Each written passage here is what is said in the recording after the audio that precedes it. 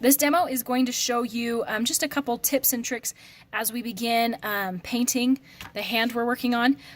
You will be wanting to have areas of value, so lighter areas, darker areas, as you start your hand painting, whether you're doing sign language or you're holding an object.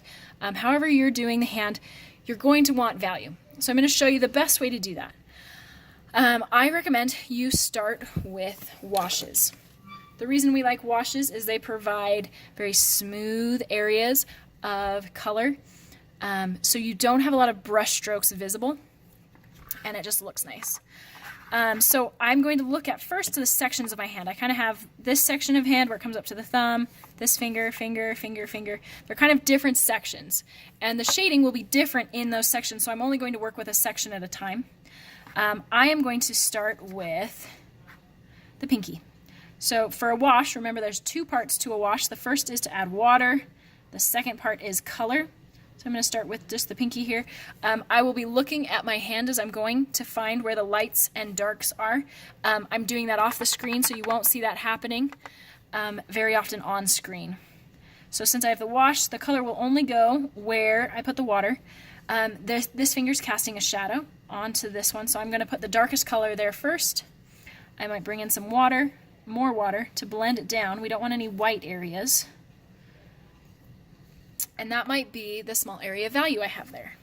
Now, if I were to move on to this finger next, the water would touch and I would lose my darker edge on this side.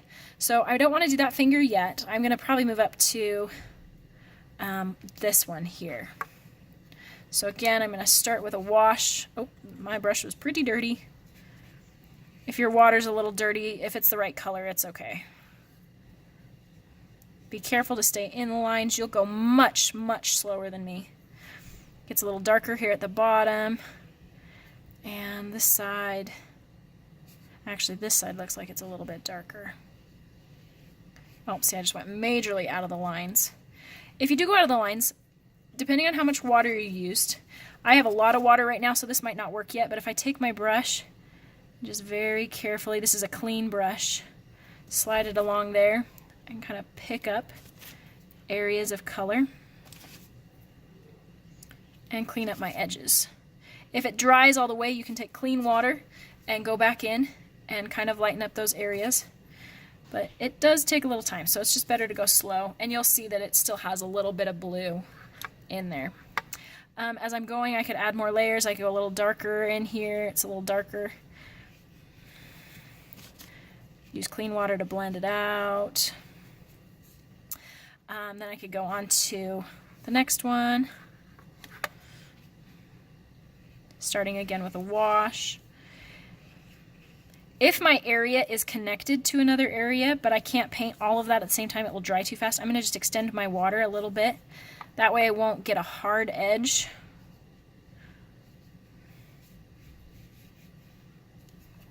And again, go much slower than I am so you'll have cleaner edges. So I've got kind of my darks in. Now it's time to blend them with water. Watercolors are often about layers. So this needs to go darker in here, but I'm not really going to get it much darker until it's drier, and then I can put another layer over the top. So that I'm going to let dry and I'll come back to later. Now over here you'll notice the water was still out there, and so it's continued to pool. So I will continue to clean it up as the paint spreads. Okay. Now let's move on to, this is not super dry. By the time you get there, it'll probably be dry, those areas.